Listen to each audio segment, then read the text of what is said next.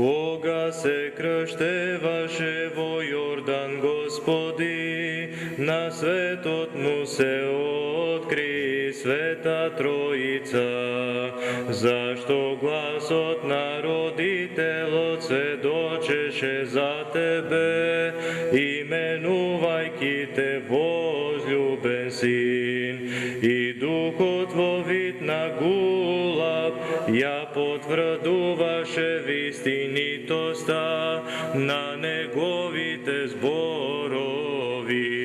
Христе Боже, кој се јави, и светот го просветли, слава Ти. До својата 30-та година Господ Исус Христос живеел како обичен човек во домот на својата мајка Марија и на својот татко Јосиф во Назарет. Јосиф бил само негов законски татко, не и природен. Богородица Марија го зачнала него надприродно и безмажно, преку осенувањето на Светиот Дух. Исус до својата 30-та година се занимавал со дрводелство. Кога наполнил 30 години, тој излегол меѓу народот и ја почнал својата мисија. Го проповедал своето учење, кое што значи прошка на гревовите и вечен живот преку верата во Него како Син Божи. Но на почетокот на неговата мисија, на неговите дела какви што никој дотогаш нема направено, се случил еден настан кој што е многу важен и кој што денес го празнуваме на празникот Богојавление или во народот попознат како Водици, празник кој се празнува на 19 јануари. Господ Исус Христос отишол прво во пустината на реката Јордан, каде што бил Свети Јован Крстител. Свети Јован, наречен уште и претеча, што значи предходник, проповедал покаяние и ги крштевал луѓето што иделе кај него. Тој го подготвувал народот за доаѓањето на Спасителот и представува последен од старозаветните пророци и допирна точка со Новиот Завет. За него Христос ке рече: меѓу родените од жена не се јавил поголем од Јован Крстител.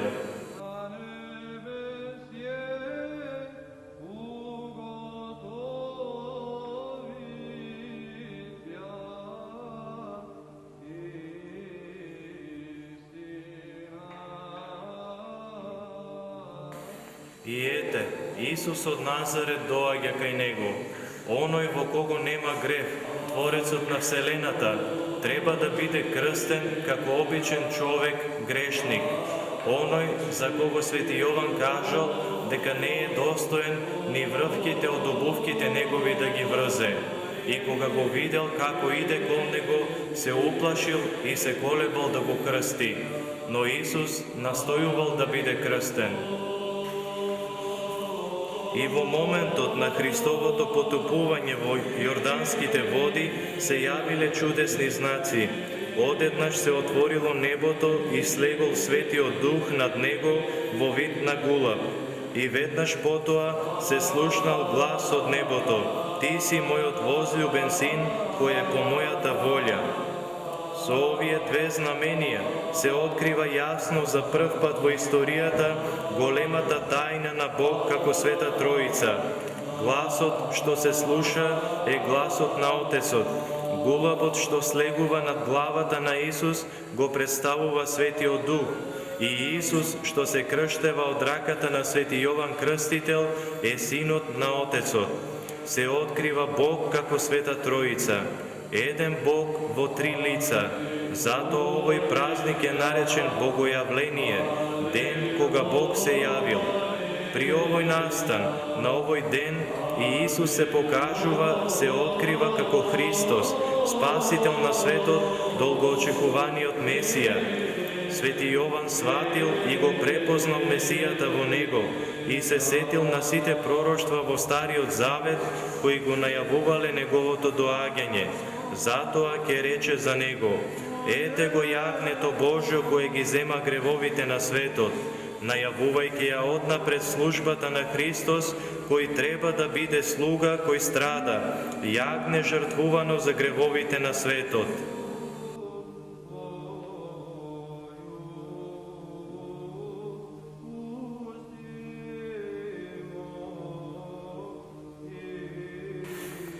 Какво значење има уште овој настан? Оној момент кога Христос влегува во водите на реката Јордан, доаѓа до темелна преобразба. Не се очистува оној кој што се крштева, затоа што тој како Бог е пречист и безгрешен, но водата е таа што се преобразува и очистува. Христос ги осветува и очистува не само водите на Јордан, туку и целата водена природа, како што и се пее во црквените песни. Христос се јави на Јордан за да ги освети водите, а бидејќи водата се наоѓа секаде, тогаш осветувајќи ја водата, Христос со тоа го осветил и се што е создадено, целата вселена. На овој начин тој ја подготвил и природата за да може и таа да ги почувствува добрите последици од жртвата која што тој дојде да ја принесе. Но не само тоа, тој на водата и даде моќ да ги мие човечките гревови. Христијанското крштевање е ново раѓање, простување на сите гревови. Со вода ги казнил Бог гревовите на првиот свет и го уништил со потопот. Со вода пак сега ги спасува Бог луѓето преку тајната на крштевањето.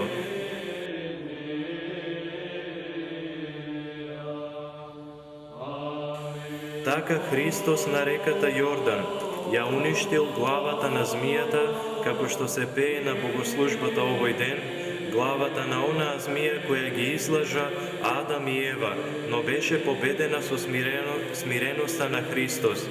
До тогаш свети Јован Крстител проповедал покаяние, подготвувајќи го патот на Господа. Сега самиот Господ вика на луѓето: покајте се. Овие зборови се наменети не само на луѓето што живееле во Христово време, туку со тие зборови Христос се обраќа на сите луѓе во сите времиња.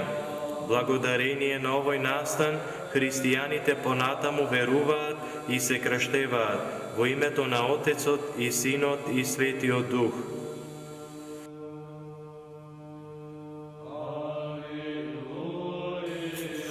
Како православната црква го прославува денес празникот Богојавление или Водици, празник кој што во првите векови на христијанската црква се нарекувал просвештение или просветување.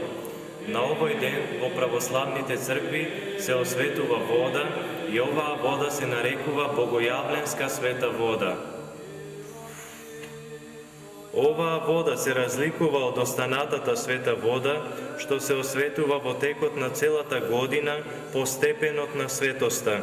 Таа стои без да се расипе цела година и верниците треба да ја употребуваат нејадени, слично како светата причест. Инаку, деновите од Божик до Водокрст, денот пред Богојавление, се нарекуваат некрстени и во тие денови не се пости заради големината на празникот Божик. Денот пред Богојавление се нарекува Водокрст и тој ден се пости строго од почит кон Христовото крштение и кон крстот со кој што се осветува водата. Овој еднодневен пост се прави како подготовка за света причест и веднаш по неа за пиењето на Богојавленска света вода. По завршувањето на црковната богослужба, свештениците заедно со верниот народ во литија, пеејќи го тропарот, празничната песна на Богојавление, одат до место каде што има вода, река, езеро или базент, и таму се прави чинот на фрлањето крст, обичај чија што символика е јасна.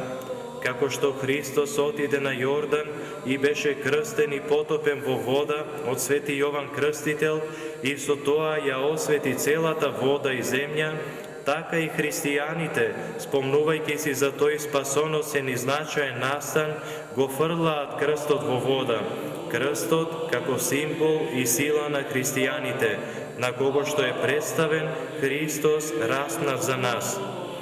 имајќи во предвид кој дел од годината е, односно дека е време кога природата мирува и се спрема во себе за наредната родна година, која што настапува, може да се заклучи дека осветувањето на сите води има за цел и позитивно и благословувачко дејство на целата природа и вегетација пред почетокот на пролетта.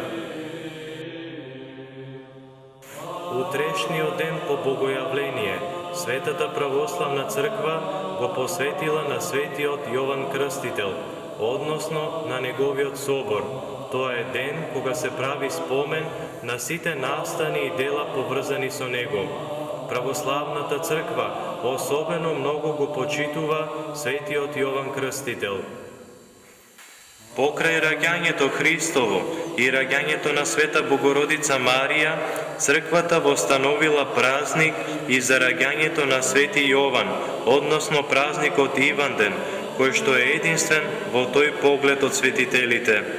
Во црквите Свети Јован на иконите и фреските се представува со крилја слично на ангелите. Како ангел е представен заради неговиот ангелски живот во целосна чистота што го поминал во пустината. Раката со која го крстил Свети Јован Господ Исус Христос сочувана е до денешно време. Таа се чува како голема светиња во манастирот Дионисијат на Света Гора во Егејска Македонија. Молејќи го Свети Јован за молитвено застапништво пред Бог, Света Троица, да ги всадиме во нашите срца зборовите Негови, а пред се Христови, покајте се и да живееме според нив. Покајанието е почеток на верата и прв чекор кон Бога.